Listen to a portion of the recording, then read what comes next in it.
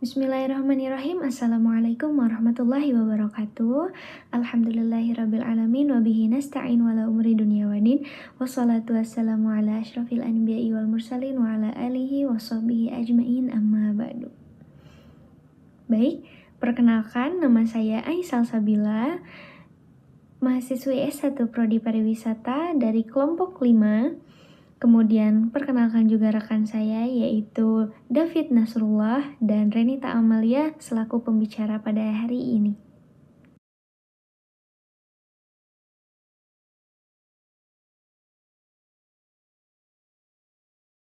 Baik, langsung ke tema kita pada hari ini yaitu lembaga dan kelompok sosial.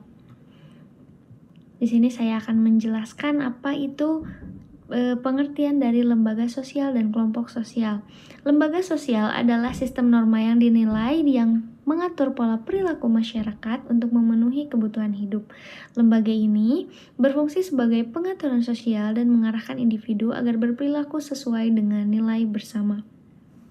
Kemudian, apa itu kelompok sosial? Kelompok sosial adalah sekumpulan individu yang berinteraksi secara teratur, memiliki tujuan bersama, dan serta mengembangkan rasa identitas kolektif.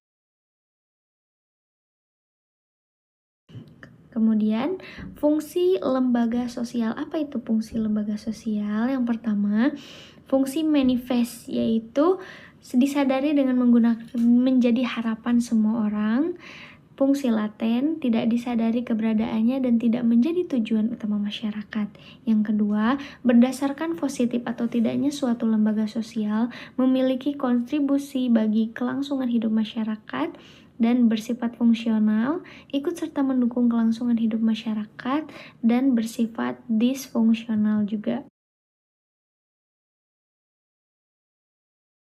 Kemudian, menurut para ahli yaitu Paul Hartman dan Kestel Hahn, sistem norma-norma sosial dan hubungan-hubungan yang menyatukan nilai-nilai dan prosedur-prosedur tertentu dalam rangka memenuhi kebutuhan dasar masyarakat. Kemudian, menurut Koja Diningrat, yaitu suatu sistem atau tata kelakuan dan hubungan yang berpusat pada aktivitas untuk memenuhi kompleksitas kebutuhan khusus kehidupan.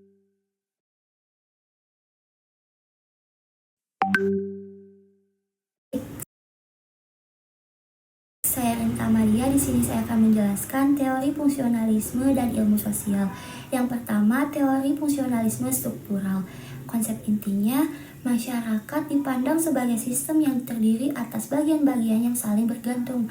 Setiap lembaga sosial seperti keluarga, pendidikan, agama, ekonomi, dan politik memiliki fungsi yang menjaga stabilitas sosial. Analisis logisnya, ketika salah satu lembaga terganggu, lembaga lain juga menyesuaikan agar sistem sosial tetap seimbang. Faktualnya, pada masa pandemi COVID-19, lembaga pendidikan bertransformasi menjadi sistem pembelajaran daring. Walaupun metode ini berubah, fungsi utamanya mentransmisikan pengetahuan dan nilai sosial tetap berjalan. Hal ini mendukung pandangan Pansos bahwa lembaga sosial beradaptasi untuk mempertahankan keseimbangan sosial.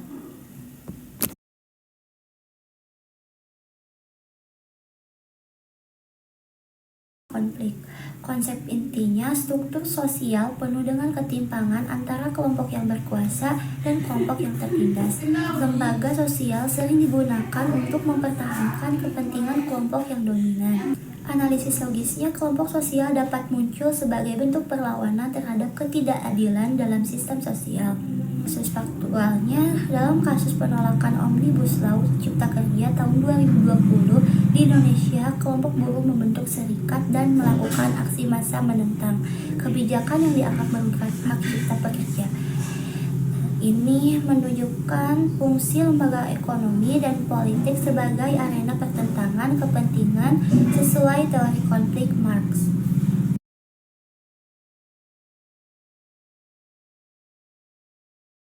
Proses perlembagaan sosial. Yang pertama, lakukan perbuatan. Yang kedua, ulangi perbuatan tersebut hingga menjadi suatu kebiasaan. Yang ketiga, melakukan pengawasan. Yang keempat, tata kelakuan yang semakin kuat. Selanjutnya, macam-macam lembaga sosial. Yang pertama, lembaga yang bertujuan memenuhi kebutuhan ilmiah atau metode ilmiah.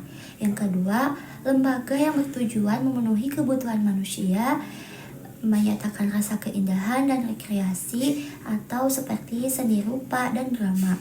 Yang ketiga, lembaga yang bertujuan memenuhi kebutuhan kehidupan kekerabatan seperti pernikahan.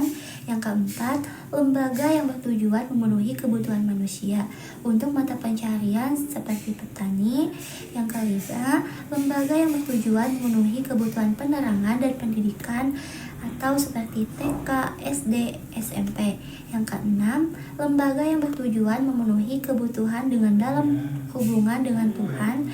7. Lembaga yang bertujuan memenuhi kebutuhan manusia untuk mengatur kehidupan kelompok atau negara seperti kepolisian. Yang kedelapan, lembaga yang bertujuan mengurus kebutuhan jasmani manusia seperti kedokteran dan kecantikan.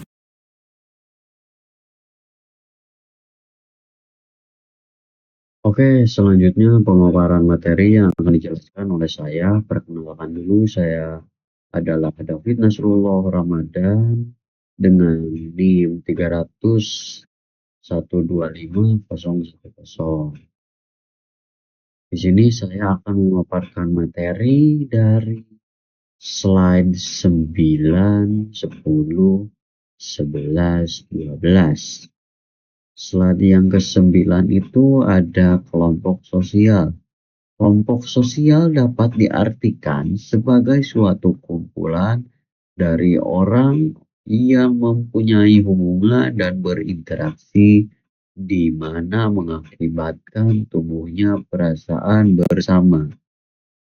Nah, contohnya itu lebih jelasnya kelompok sosial itu adalah kumpulan manusia yang memiliki kesadaran yang sama akan keanggotaan dan saling berinteraksi. Tujuannya itu untuk tujuan dibentuknya kelompok itu kelompok sosial ya lebih tepatnya adalah untuk mewujudkan penerapan nilai-nilai sosial yang ada dan dibutuhkan dalam suatu struktur sosial pada suatu masyarakat. Yang kedua itu ada kelompok sosial merupakan bagian dari realitas sosial yang bersifat universal dan menjadi bagian dari sistem sosial. Yang ketiga yaitu pembentukan kelompok sosial terjadi pada para anggota masyarakat yang memiliki latar belakang yang sama serta memiliki kesadaran akan ada hubungannya yang terjalin di antara mereka. Yang keempat, secara sosiologis. Kelompok adalah setiap kumpulan manusia yang memiliki pola interaksi yang terorganisasi dan terjadi secara berulang-ulang. Hakikat keberadaan kelompok sosial bukanlah terletak pada dekatnya jarak fisik, melainkan pada kesadaran untuk berinteraksi.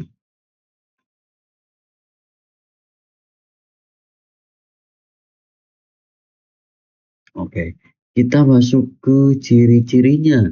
Yang pertama, ciri-ciri dari kelompok sosial itu adanya kesatuan yang nyata dapat dikenali dalam kumpulan manusia. Yang ketiga, adanya kesadaran pada diri masing-masing anggota terhadap perannya dalam kelompok. Yang ketiga, adanya perilaku saling mempengaruhi antara anggota kelompok secara timbal balik. Yang keempat, adanya hubungan erat antara anggota untuk mencapai kepentingan bersama. Yang terakhir, adanya status sosial tertentu yang mengatur aturan dan perilaku para anggota kelompok.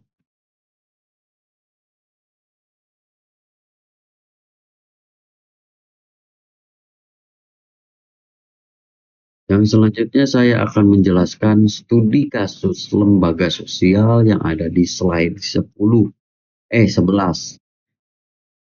Yaitu perpustakaan kampus. Perannya itu menyediakan buku, jurnal, dan ruang belajar. Cirinya itu ada aturan resmi, jam buka, kartu anggota, denda keterlambatan, dan lain-lain. Fungsinya mendukung pendidikan, jadi pusat informasi, dan membentuk budaya literasi.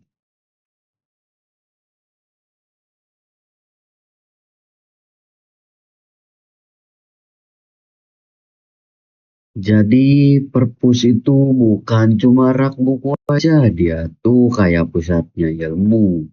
Isinya ada buku, jurnal, sampai spot buat belajar yang cozy. Buat kalian yang suka nugas atau cari referensi, ini adalah tempatnya. Tapi jangan salah, perpus juga punya aturan main. Ada jam buka, kalian tuh harus punya kartu anggota. Yang selanjutnya itu kalau telat balikin buku, siap-siap kena denda. Ini nunjukin kalau perpus tuh lembaga resmi yang ngajarin kita disiplin dan tanggung jawab. Nah, dari sisi fungsi sosialnya, perpus membantu banget dalam proses belajar kita. Jadi sumber info yang bisa diandalkan dan membentuk budaya literasi alias bikin kita makin melek baca dan pikir kritis. Oke, mungkin segitu saja dari studi kasus yang pertama. Kita lanjut ke studi kasus yang kedua, yaitu oke yang yang selanjutnya kita masuk ke slide yang nomor 12. Masih sama yaitu studi kasus kelompok sosial, yaitu kelompok futsal mahasiswa. Perannya itu adalah wadah mahasiswa untuk olahraga dan hobi. Cirinya itu tidak seformal organisasi. Biasanya terbentuk karena minat yang sama dan fungsinya menjalin persahabatan, melatih kerjasama tim, dan menjadi sarana rekreasi.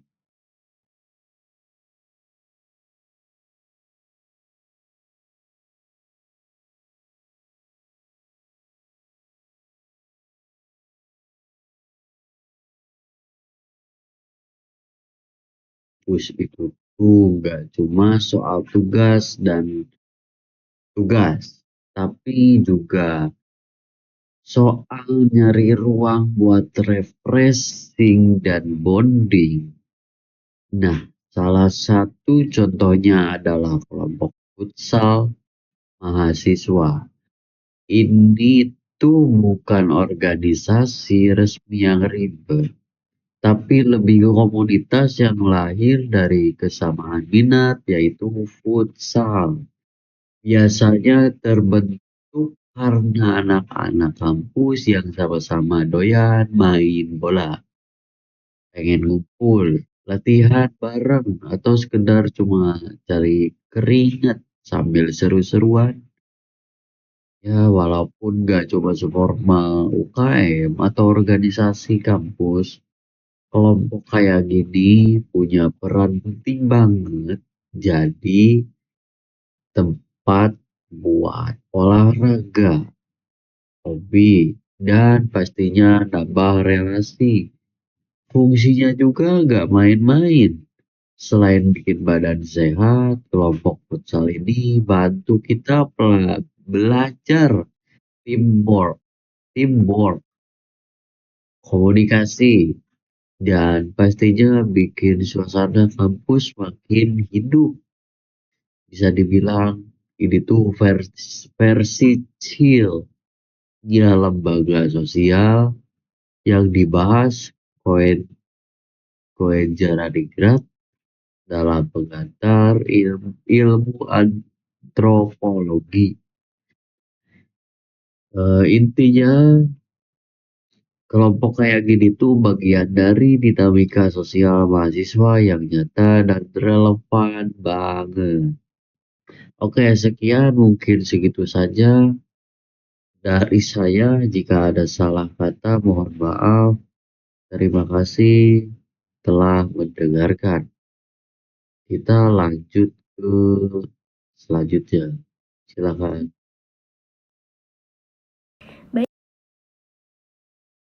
Baik, kesimpulan materi hari ini yaitu lembaga sosial dan kelompok sosial adalah dua unsur penting dalam struktur masyarakat. Melalui teori fungsionalisme, kita memahami peran lembaga dalam menjaga stabilitas melalui teori konflik, kita melihat ketegangan akibat ketimpangan sosial, dan melalui interaksionalisme simbolik, kita memahami bagaimana identitas dan makna sosial terbentuk dalam interaksi sehari-hari. Baik, kami dari kelompok 5 izin undur diri. Terima kasih atas perhatiannya. Wassalamualaikum warahmatullahi wabarakatuh.